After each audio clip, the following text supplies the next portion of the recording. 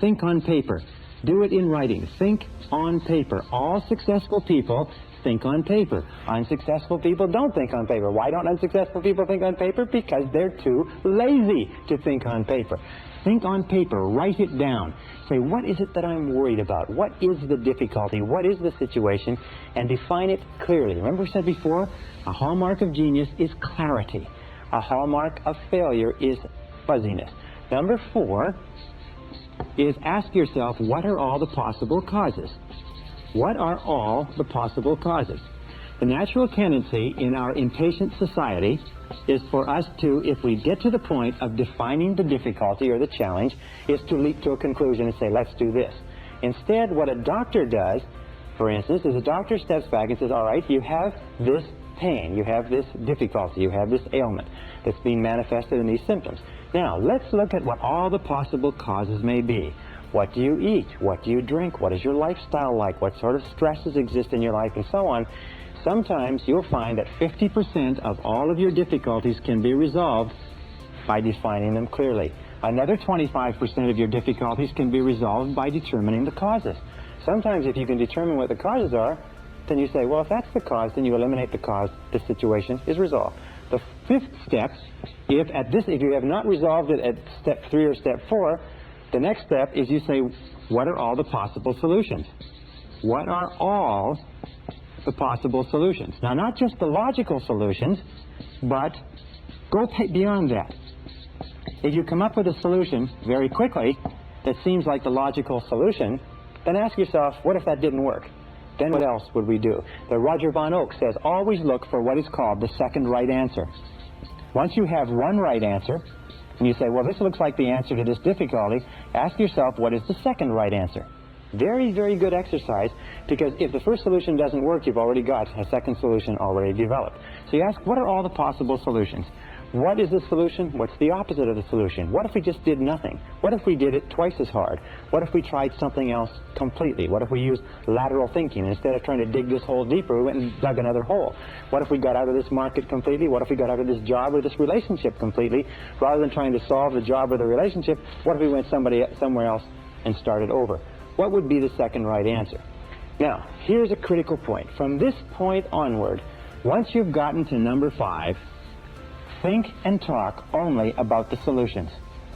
Think and talk only about the solutions. You see, because of the law of concentration, because of the law of substitution, because of the law of attraction, what happens? Well, I'll tell you what happens. Most people talk about the problems all the time. They think about the problems, they worry about the problems, they vividly imagine the problems, they discuss the problems, and they have more and more and more problems. The law of substitution says if you think and talk about the problems, your mind is going to become preoccupied with negativity. The law of attraction says if you think and talk about the problems, you're going to attract more problems into your life. The law of correspondence says that the more you think and talk about problems, the more they preoccupy your mind, the more your external world is going to be characterized by problems.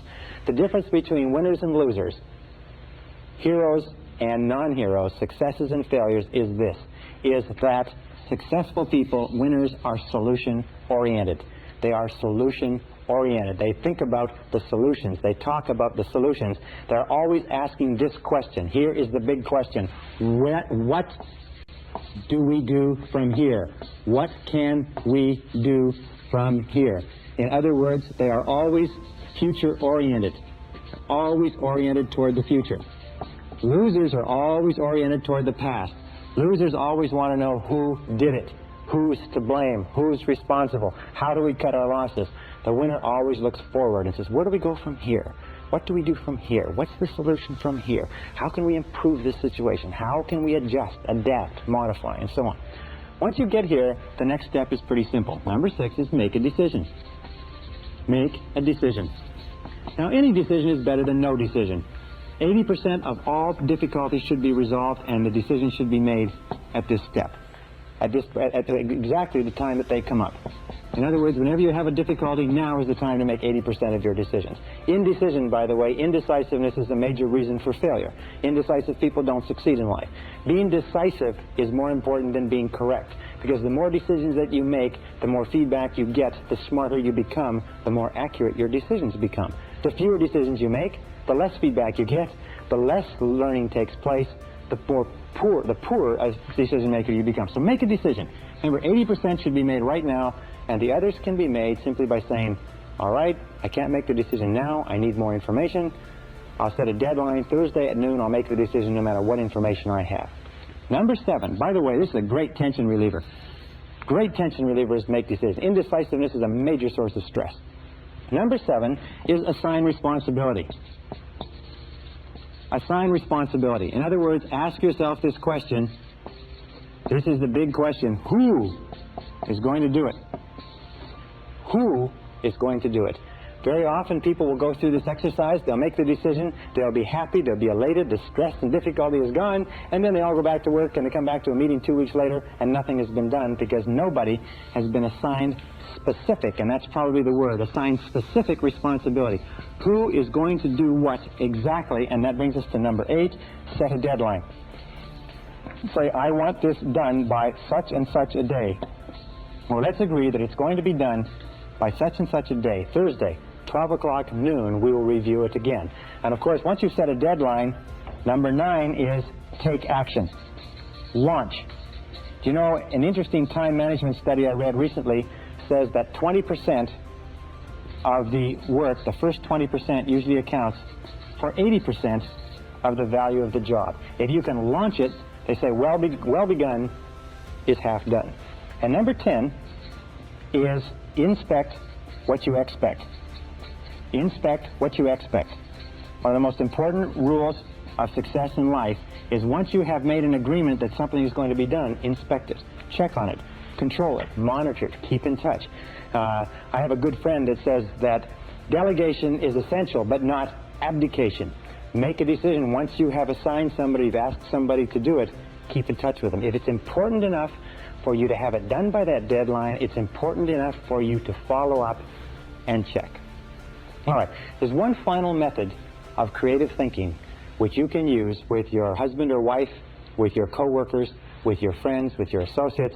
One of the most powerful methods ever developed, first written about by Alex Osborne in his book Applied Imagination in 1946, and it's called brainstorming. Now, brainstorming is terrific. And I won't write it all out on the board, but I'll just give you the description of what you have to do to be a good brainstormer.